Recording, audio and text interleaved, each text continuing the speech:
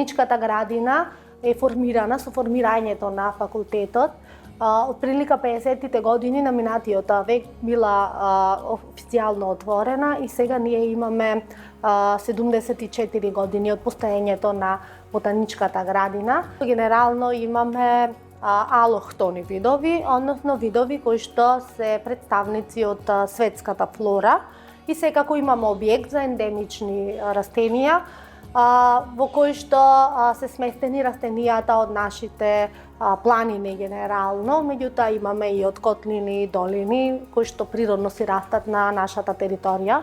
Главна функција на ботаничката градина е научна и едукативна, каде што главна цел ни е да ја зајакнеме свеста на најмалите пред се, на учениците од основно и од средно образование, иако доаѓа доста и од градинките. А особено ми е задоволство дека во последните 2 години ботаничката градина е дел од мрежата за искуствено учење.